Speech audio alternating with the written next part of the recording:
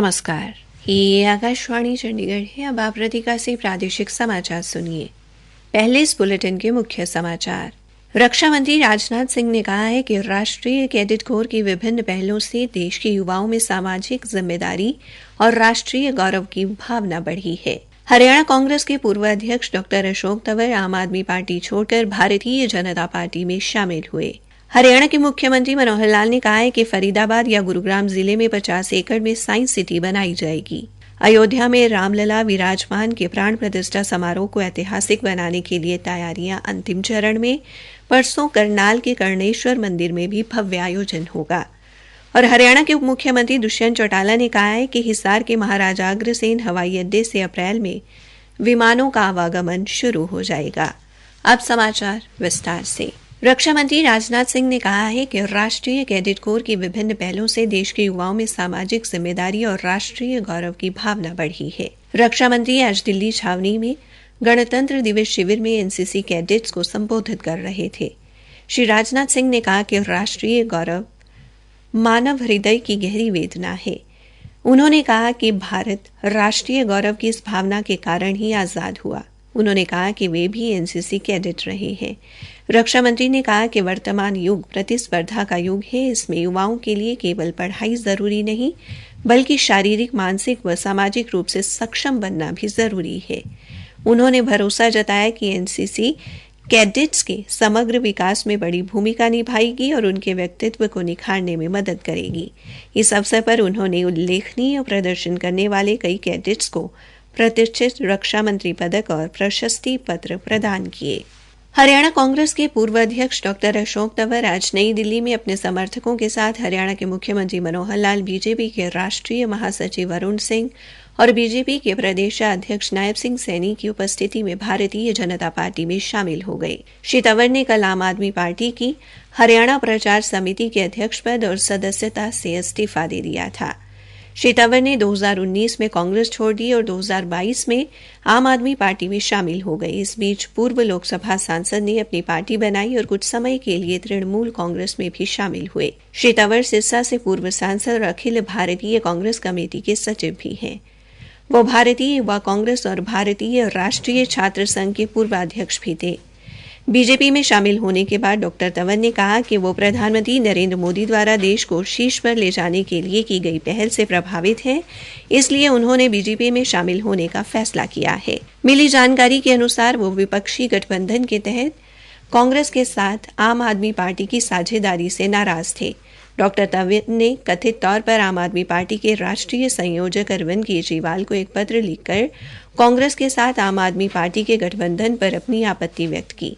डॉ तंवर ने कहा कि उनकी नैतिकता उन्हें हरियाणा में आम आदमी पार्टी की चुनाव प्रचार समिति के अध्यक्ष के रूप में बने रहने की अनुमति नहीं देती। काबिले गौर है कि इस साल के अंत में राज्य में विधानसभा चुनाव भी होने हैं। हरियाणा के मुख्यमंत्री मनोहर लाल ने कहा है कि वैज्ञानिक शोध एवं नवाचार को बढ़ावा देने के लिए फरीदाबाद या गुरुग्राम जिले में 50 एकड़ भूमि में साइंस सिटी की स्थापना की जाएगी। आज फरीदाबाद के ट्रांसलेशनल स्वास्थ्य विज्ञान एवं प्रौद्योगिकी संस्थान में 9वें भारत अंतर्राष्ट्रीय विज्ञान महोत्सव के समापन सत्र को संबोधित कर रहे थे। मुख्यमंत्री ने कहा कि साइंस सिटी के लिए जमीन की तलाश की जा रही है। उन्होंने इस महोत्सव को देश का सबसे बड़ा विज्ञान महोत्सव बताते हुए कहा कि यह भारत की प्रगति के लिए विज्ञान, प्रौद्योगिकी और नवाचार को बढ़ावा देने तथा लोगों को व्यापक स्तर पर वैज्ञानिक जानकारी देने में अहम भूमिका निभा रहा है। मुख्यमंत्री ने विज्ञान को प्रयोगशाला से बाहर निकालकर जमीनी स्तर पर पहुंचाने के तरीके ढूंढने का आह्वान किया।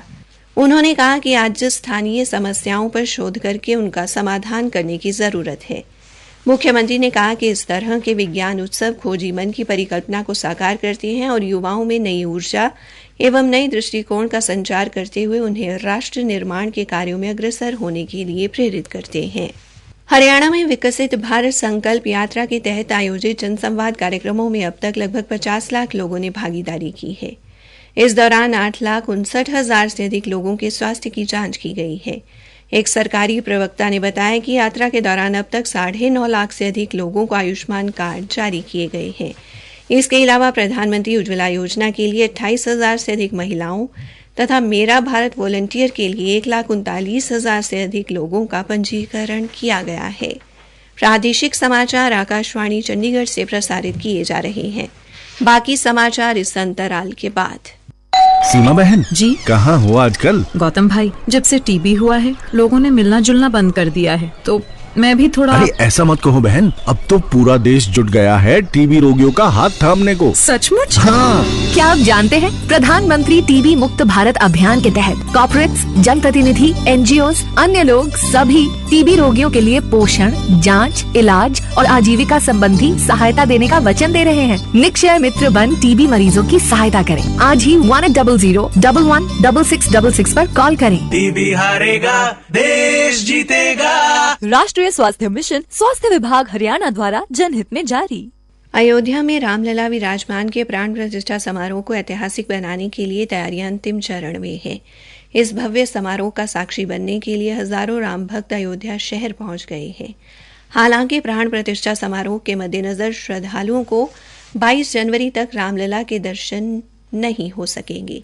परसों प्रधानमंत्री नरेंद्र मोदी प्राण प्रतिष्ठा समारोह में शामिल होंगे। हरियाणा में भी रामलला विराजमान प्राण प्रतिष्ठा समारोह को लेकर तैयारियां जोरों पर है। इस अवसर पर करनाल के कर्णेश्वर मंदिर में एक बड़ा आयोजन किया जाएगा, जिसमें मुख्यमंत्री मनोहर लाल शिरकत करेंगे। मंदिर में चांदी का कलश भी चढ़ाया जाएगा। परसों प्रदेश के सभी देवालयों में प्राण प्रतिष्ठा समारोह से जुड़े कार्यक्रम होंगे।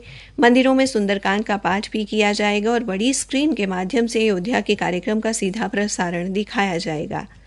इसके अलावा भंडारों का आयोजन भी किया गया है। शाम को आतिशबाजी और दीपमाला भी की जाएगी। इसके मद्देनजर शोभा यात्राएं भी निकाली जा रही हैं। आज कुरुक्षेत्र में पैदल ध्वज यात्रा निकाली गई। थानेसर से विधायक सुभाष सुधा यात्रा में शामिल हुए। पानीपत जिले के गांव छिछड़ाना में भी विशाल शोभा यात्रा निकाली गई और पानीपत में स्कूली बच्चों की प्रतियोगिताएं भी करवाई गई।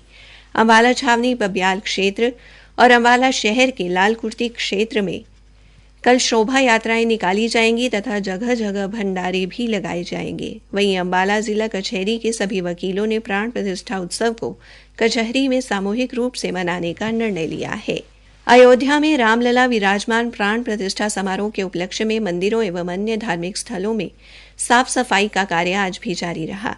विधानसभा अध्यक्ष ज्ञानचंद गुप्ता की अगुवाई में माता मनसा देवी मंदिर परिसर में महास्वच्छता अभियान चलाया गया, जिसमें अंबाला मंडल की आयुक्त रेणु एस फुलिया सहित विभिन्न गणमान्य व्यक्तियों ने भाग लिया। आज इस उपलक्ष्य में कई कार्यक्रम भी आयोजित किए गए। पलवल में मिशन प्रकृति बचाओ पर्यावरण सचेतक समिति द्वारा शमशाबाद के वंदना विद्या निकेतन स्कूल में पौधारोपण भी किया गया। करनाल निवासी संजीव ने अयोध्या में रामलला प्राण प्रतिष्ठा समारोह में अलग तरीके से अपना योगदान देने का प्रयास किया है। आकाशवाणी संवाददाता पवन शर्मा ने बताया कि संजीव ने भगवान राम की छवि को मोर पंख पर उतारा है। वो 22 जनवरी के बाद अपने साथ ऐसे 500 मोर पंख लेकर जाएंगे जिन पर भगवान राम की छवि अंकित होगी। दूर दूर से लोग उसकी कृति को देखने आ रहे हैं। हरियाणा के उप मुख्यमंत्री दुष्यंत चौटाला ने कहा है कि हिसार के महाराजा अग्रसेन हवाई अड्डे से अप्रैल में विमानों का आवागमन शुरू हो जाएगा। आज हिसार में एक पत्रकार वार्ता को संबोधित करते हुए मुख्यमंत्री ने कहा कि नागर विमानन मंत्रालय से हिसार हवाई अड्डे को शुरू करने की मंजूरी मिल गई है और भारतीय नागर विमानन प्राधिकरण के साथ रडार व तकनीकी उपकरणों के इस्तेमाल को लेकर एक समझौते पर हस्ताक्षर किए गए हैं और अगले महीने प्राधिकरण का एक दल हवाई अड्डे में अपना कार्यभार संभाल लेगा। उन्होंने कहा कि हवाई अड्डा शुरू होने से पड़ोसी राज्यों के नागरिकों को फायदा होगा।